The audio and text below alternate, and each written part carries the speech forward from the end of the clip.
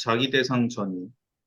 코엇은 환자들의 자기애적 전이 안에서 유아적인 자기애가 작용한다는 단서들을 발견하였으며 그 전이들이 그들의 초기 생애에서 손상되었고 정상적이고 필수적인 경험들을 드러내 준다고 생각하게 되었다. 코엇은 이전의 분석가들이 신경증적 전이만을 알고 있었기 때문에 이러한 자기 대상 전이들을 잘못 이해했다고 생각했다. 전통적인 접근에서 환자들은 분석가를 독립된 개인으로 보고 그로부터 어떤 형태로든 욕구 충족을 기대한다고 본다. 그러나 에드와르도와 같은 자기애적인 환자들은 분석가를 그들 자신의 주관적인 경험을 위해 꼭 필요한 기능을 가진 자로서 자신의 확장된 분신으로서 또는 이상적인 파트너로서 대하고 상상한다. 에드와르도가 추구했던 파트너는 강하고 남성적이며 그를 충족시켜주는 대상이었다. 에드와르도는 독립적인 두 사람 간의 관계가 아니라 장갑 안에 든 손처럼 완전히 연합된 관계를 원했다. 분석가는 에드와르도의 입장에 서서 그 자신이 독립적인 사람으로 경험되지 않을 만큼 그의 욕구에 맞춰주었다. 그는 에드와르도에 대한 자신의 역전의를 통해서 코헛이 자기 대상 전이라고 부른 것을 경험적으로 알고 있었던 것으로 보인다.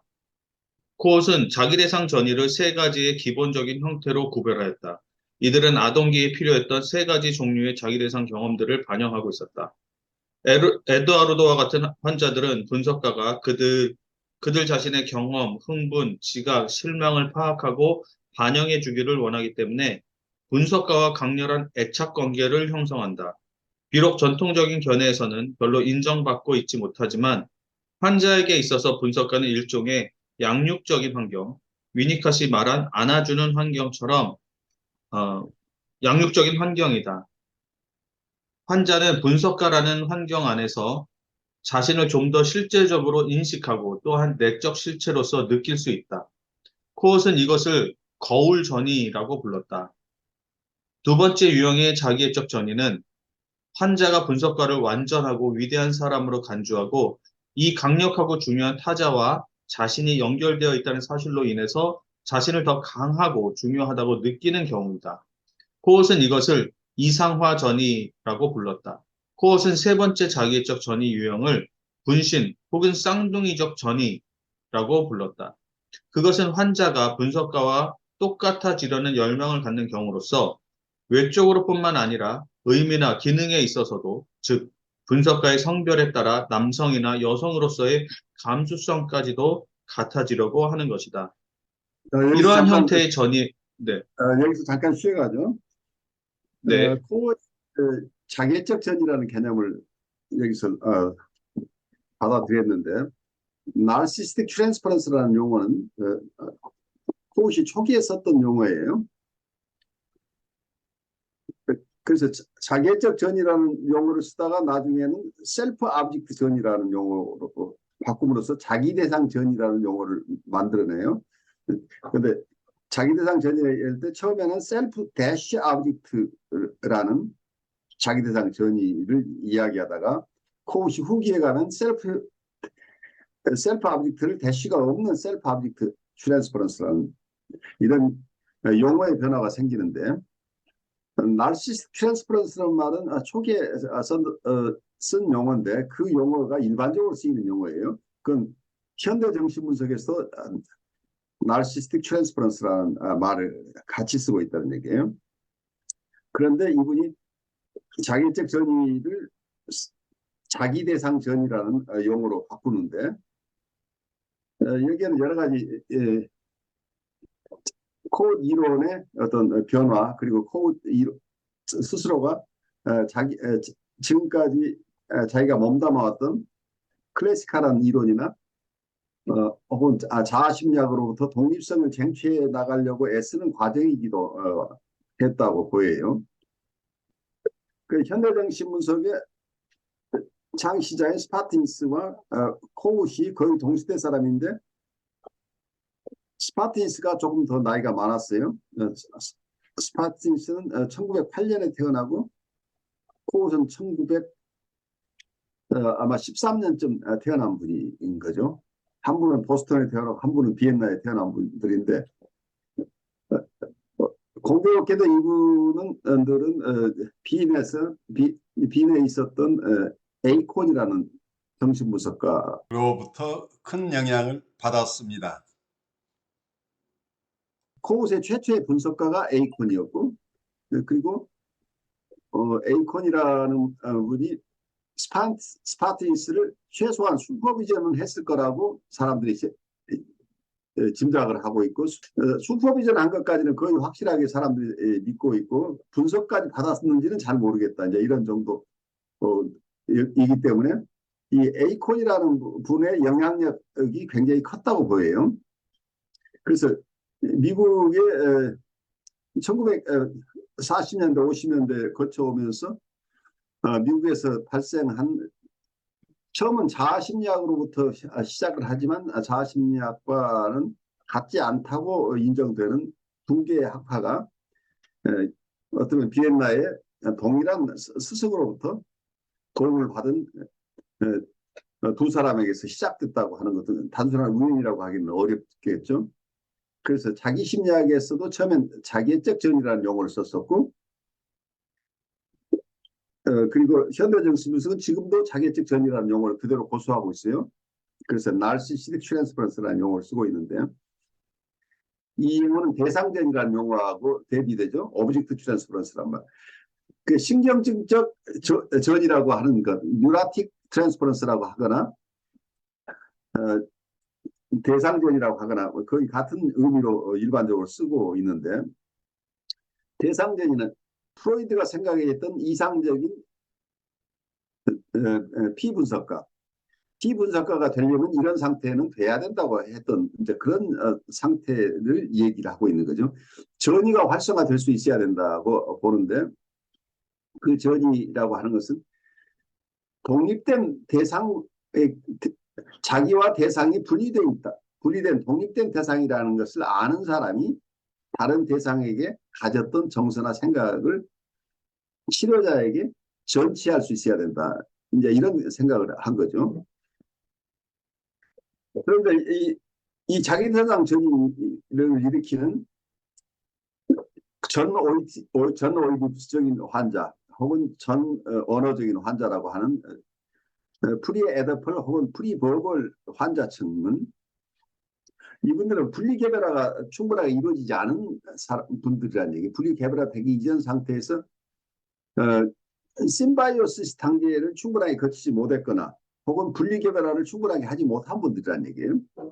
그래서 아직도 대상과 자기가 확실하게 구별된 정서적으로, 지적으로는 알겠죠. 어머니는 어머니고 나는 나를 가는데 정서적으로는 그 부모 대상과 자기가 완전히 분리된 대상이라는 것을 잘 감지하지 못하는 이런 분들은 어머니하고 자기 간에 어머니의 정서가 따로 있고 자기 정서가 따로 있는 게 아니고 어머니의 정서가 자기 정서고 자기 정서가 어머니 정서, 이 미분화 상태에 있었던 얘기예요.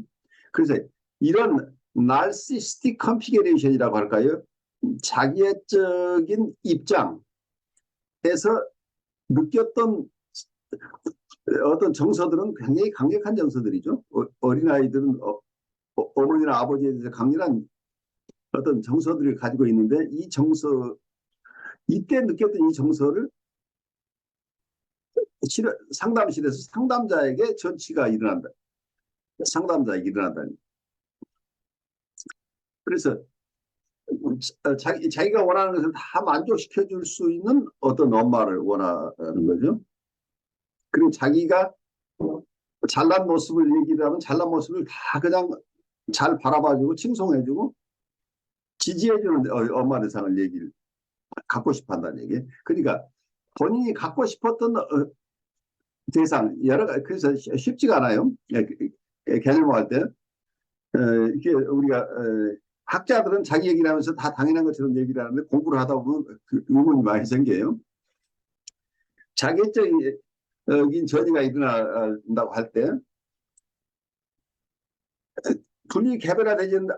분리개별화되지 않은 어린아이가 가지고 있는 어머니에 대한 이미지는 혹은 부모에 대한 이미지는 두 가지가 있을 수 현실 대상에 대해서 느끼고 있는 정서가 있지만 또 이상화된 대상에 대한 전이도 있. 그러니까 제 생각으로는 이게 그렇게 심플하지 않아요. 우선 내적 대상이라고 볼 때 내적 대상 자체도 어쩌면 멜라니 클라인은 굿 아브젝트, 배드 아브젝트, 좋은 대상, 나쁜 대상으로 이분화된다고 봤던 부분, 그 부분을 저도 공감을 하는데 또 한쪽에서 본다면 대상을 내면화하지만 그 내면화된 대상이 현실 대상을 내면화할 수도 있고 또 하나는 이상화된 대상을 내면화할 수 있다. 그러니까 실제 대상은 자기를 만족시키지 못한 대상이라고 한다면 실제 대상은 어떠면 특히 이렇게 상담실에 와서 도움을 받아야 될 뿐이라고 한다면 내적 대상이 배드 오브젝트일 가능성이 있는데 배드 오브젝트는 어떤 현실 대상과 가깝다고 보여요.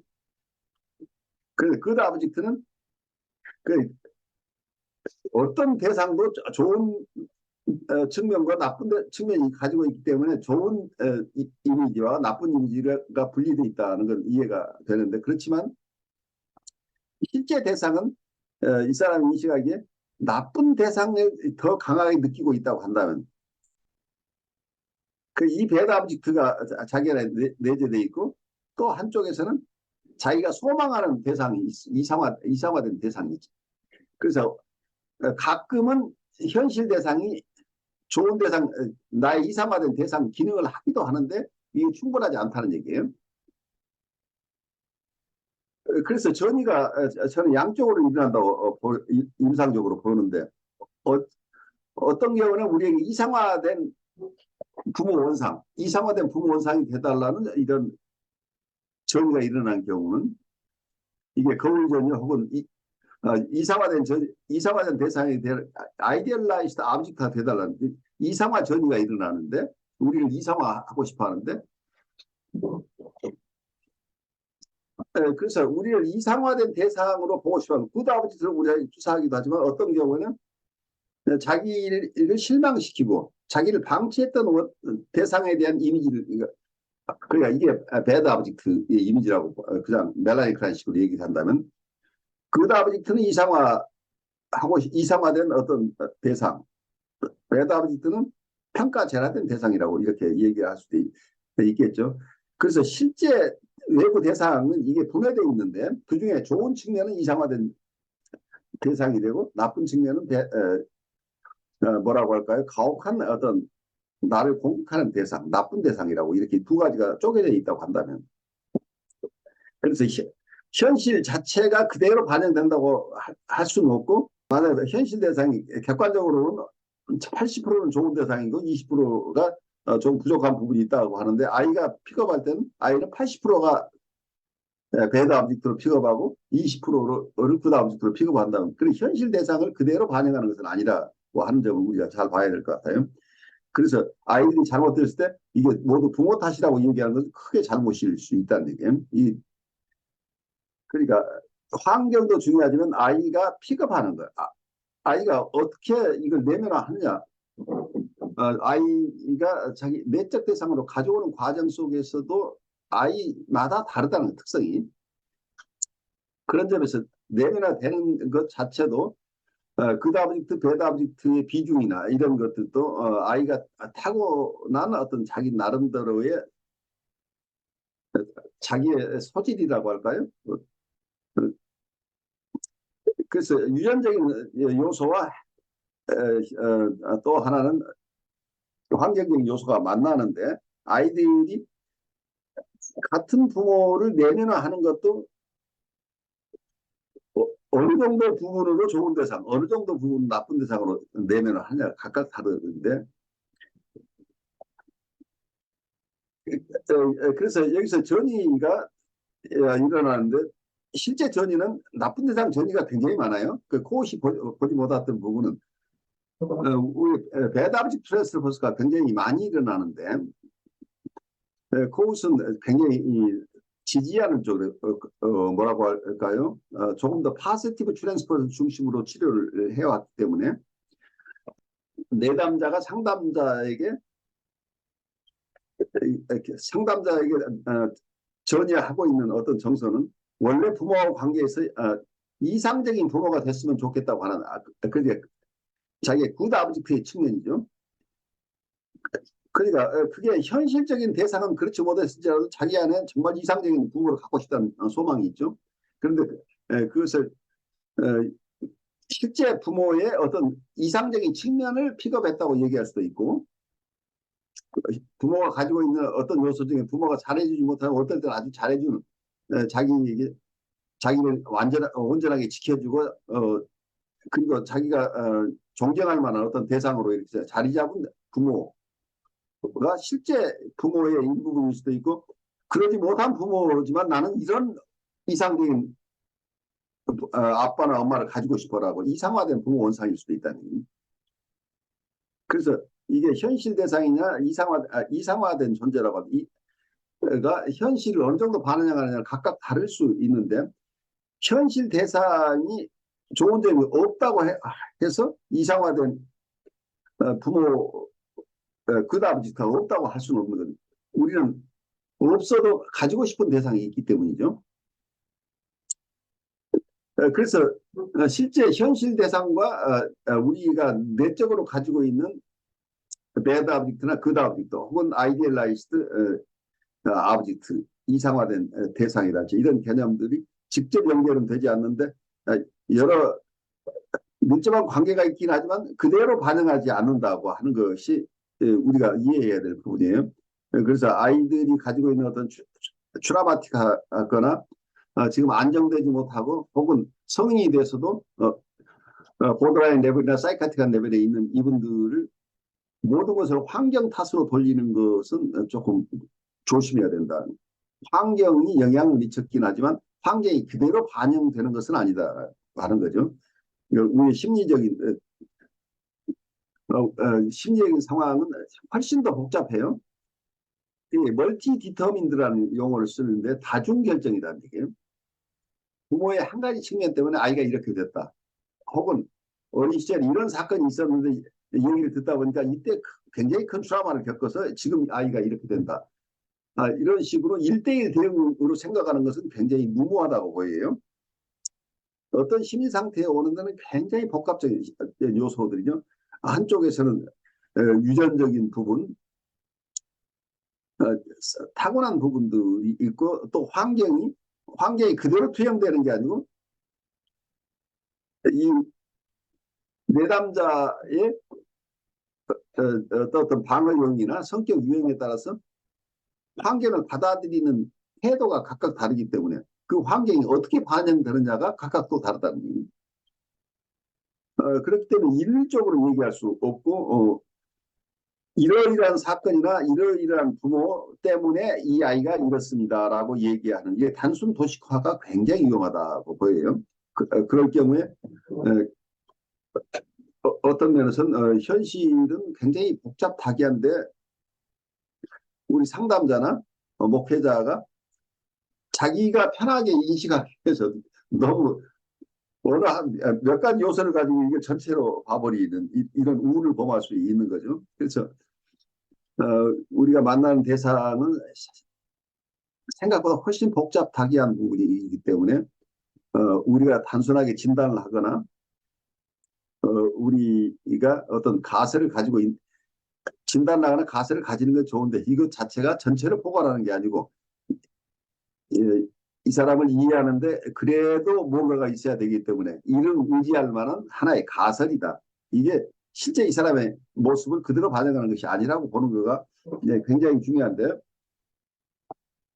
여기서 그 미러잉 트랜스퍼런스라는 개념을 쓰고 있는데 그랜디오스 셀프 여기서는 지금 세 가지 트랜스퍼런스를 얘기하고 있어요. 근데 코고스의 후계자들은 이 세 가지 트랜스퍼런스뿐만이 아니고 자기적 정의 혹은 셀프 정의를 5개, 4개, 5개 뭐 이렇게 다양하게 나누기도 해요. 그런데 우선 이 저자가 얘기하고 있는 세 가지 정의를 본다면 첫 번째 환자에게 있어서 분석가는 일종의 양육적인 환경이다. 그래서 환자는 분석가라는 환경 안에서 자신을 좀 더 실제적으로 인식하고 또한 내적 실체로서 느낄 수 있다.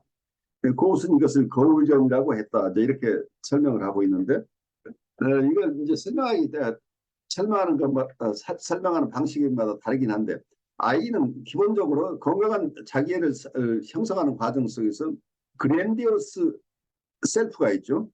거대 자기가 있다는 얘기예요. 자기가 아주 거대한 사람처럼 느끼는 이 그랜디오스 셀프를 거대 자기를 혹은 거대 자기, 과시 자기 이제 이렇게 뭐라고 얘기를 하건 이 거대 자기를 그대로 받아주는 누군가 있어요. 거울 역할을 해주는. 그래서 누군가가 자기를 잘 안아주고 있으면 여기서 위니카스의 홀딩 인바이러먼트를 얘기하고 있는데 안아주는 환경에 있게 되면 자기를 그대로 받아주는 대상을 만났을 때 아이는 그 안에서 자신을 좀 더 실제적으로 인식하고 또한 내적 실체로서 느낄 수 있다. 그러니까 여기서 트루 셀프가 발현할 수 있다는 얘기를 하고 있는 것으로 보여요. 원본에 보면 although the analyst may seem to be insignificant to the patient in a traditional way, she is actually essential as a kind of nurturing context, much like Winnicott's holding environment, within which the patient can begin to feel more seen, more real, and more internally substantial. 이 얘기를 우리말로 번역하니까 잘 감이 안 와서 제가 영어로 좀 읽어드렸는데, 고전적인 정신분석에서는 이런 걸 이걸 정신분석의 어떤 개념으로 파악하려고 하지 않아요. 고전적인 이론에서는. 그렇지만 분석가가 어떤 너처링 인바이러먼트, 너처링 컨텍스트라는 용어를 썼는데 양육적인 맥락, 양육적인 환경 혹은 홀딩 인바이러먼트, 이게 안아주는 환경이란 안아주는 환경처럼 이렇게 기능한다는 얘기는 아이를 키울 때 엄마가 하는 역할, 모성몰두라고 얘기를 하죠. 그러니까 위니카시 얘기하는 모성몰두라고 하는 머터널 프리아키테이션이라고, 머터널 프리아키테이션인 경우에 그런 용어를 쓰는데 모성몰두가 일어나는 것은 아이가 태어나면서 원래 아이는 자기의 폐중에 있던 아이가 이 세상에 태어났는데 폐줄을 끊긴 했지만 심리적으로는 어머니는 처음 아기가 태어났을 때 어머니 스스로의 기능의 일부를 더 이상 활발하게 하지 않으면서 아이가 무엇이 필요하고 아이가 있는 상태를 감지할 수 있는 능력을 갖는다고 그래요. 그러니까 아이가 언어로 표현하지 못하지만 아이의 상태, 아이가 뭘 느끼고 뭘 생각하고 있는지 그걸 잘 즉각 알아챌 수 있는 능력이 있다는 거죠. 그래서 이런 어머니, 그 양육적인 환경이 되어주는 어머니와 관계에서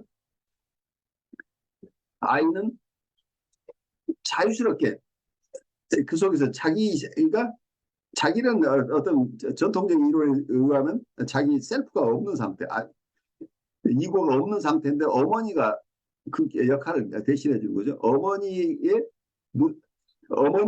그 눈이라고 얘기를 하죠. 어머니의 눈이 미러 기능을 한다. 거울 기능을 한다는 얘기예요. 어머니의 눈에 비치는 자기가 자기라고 인식한다는 얘기예요.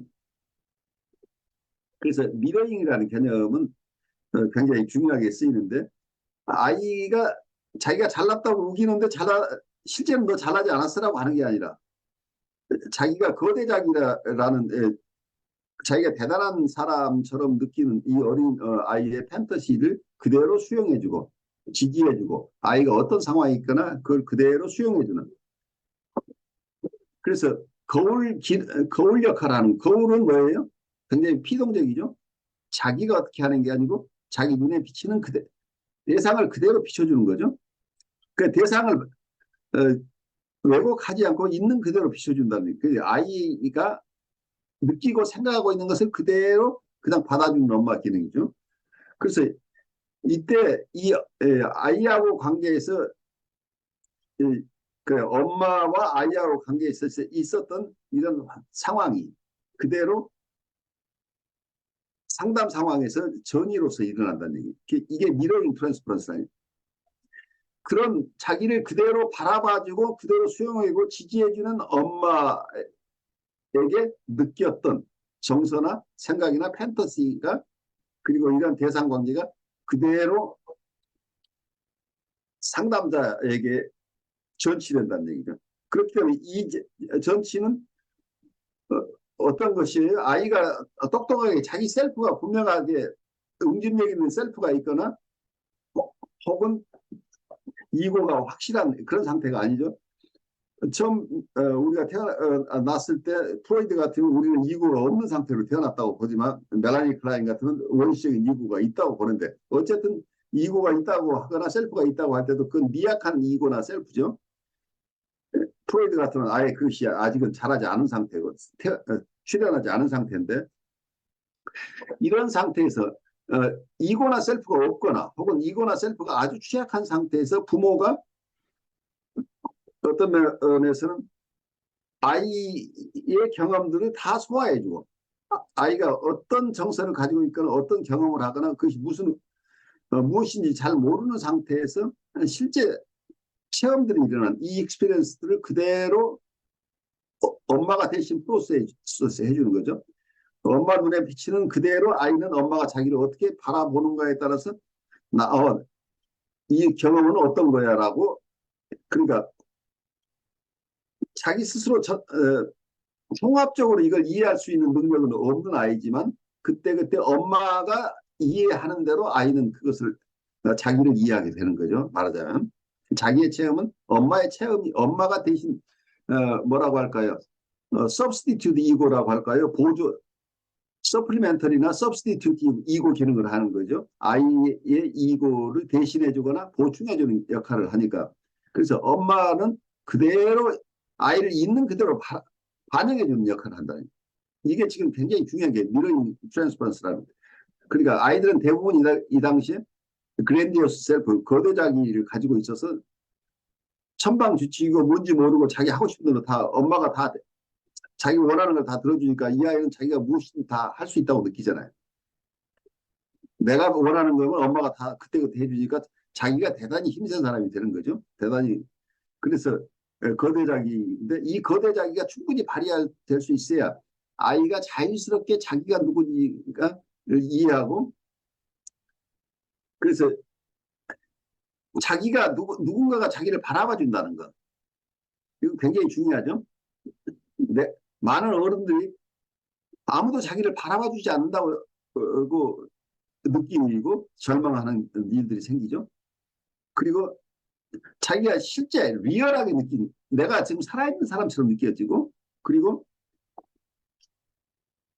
내적으로도 내적 실체 자기 안에 자기가 정말 있는 것처럼 자기가 실제 하는 살아있는 사람으로 느낄 수 있다는 얘기죠. 어머니가 자기를 있는 그대로 바라봐주는 그 속에서 아이는 자연스럽게 자기 모습대로 자기를 느끼고 자기가 살아있는 존재로서 느끼게 된다는 거예요. 그래서 이 미러잉이라고 하는 개념은 어머니가 해주는 굉장히 중요한 역할이죠. 미러잉이라고 하는 게 반영이라고 하는 거예요. 그러니까 아이들은 엄마는 당연히 그런 사람이라고 이해하고 있었던 그런 이런 역할인데 미러잉 기능을 충분히 하는 엄마 밑에서 심바이오시스 경험을 충분히 한 아이들은 거기서부터 빠져나올 힘들이 있는데 이때 이 미러잉을 충분히 해주지 못한 경우에 그 결핍이 궁극적으로 그것만은 아닌데 많은 경우에 그 결핍이 있는 분이 계속해서 자기를 미러잉 해줄 대상을 찾는다. 그래서 전이가 일어나는데 어머니가 아닌 어머니하고 비슷한 사람을 만나면 어머니에게서 얻고 싶어 했던 그 정서 어머니하고 관계에서 자기가 조금 누렸는데 충분하지 못했던 그런 반영을 해줄 대상을 찾아 나서는 거죠. 그러니까 엄마가 다 해주지 못했으니까 엄마를 찾아서 결국 그걸 다 무의식적으로 채워나가는 거죠. 그래서 미러잉 트랜스퍼런스가 일어나는데 이 미러잉 트랜스퍼런스를 상담자가 잘 이해하고 이걸 반영해 줘야 이 사람의 셀프가 혹은 이고가 다시 성장을 할 수 있게 된다는 얘기예요. 그래서 그랜디오스 셀프를 받아주는 이런 역할을 하는 게 상담자 입장에서는 미러잉 트랜스퍼런스를 이해하고 미러잉 트랜스퍼런스를 그대로 수용해주는 아이가 나에게 지금 무엇을 원하고 있는가를 그대로 그냥 부정하지 않고 수용해주고 아이의 있는 모습 그대로 지지해주는 역할을 하는데 이것을 미러잉 트랜스퍼런스라는 개념을 썼는데 거울전이 라는 개념인데 어쩌면 이건 대상과 자기가 융합되어 있는 경험이죠. 그래서 융합전이라고 얘기를 할 수도 있겠죠. 머징, 엄마와 아이가 분리되지 않은 상태에서의 경험들이 엄마와 아이가 분리되지 않은 상태의 체험이나 그 당시에 판타시들이죠. 그래서 이런 미러잉 트랜스퍼런스가 일어나는데 여기에 대해서 과거의 원대상인 어머니가 이 미러잉을 다 잘 못해줬던 것처럼 실패한 어머니가 또 숨어 있기 때문에 실제 임상현상에서는 이러한 이상적인 엄마 역할을 해달라는 요구와 함께 또 한편에서는 그것을 실패한 엄마에 대한 내적 대상, 나쁜 대상을 우리에게 투사하는 경우들이 있기 때문에 그래서 긍정적인 전이와 부정적인 전이가 교차해요. 우리에게 역전으로 오는 것들. 그러니까 내담자의 전이 자체가 이렇게 각각 배드 오브젝트 트랜스퍼런스가 일어나기도 하고 굿 오브젝트 트랜스퍼런스가 일어나기도 하는데 미러잉 트랜스퍼런스는 좋은 엄마 트랜스퍼런스라고 보여요. 이걸 잘 활용해서 치료에 도움을 받아야 된다. 그걸 우리가 볼 수 있겠죠.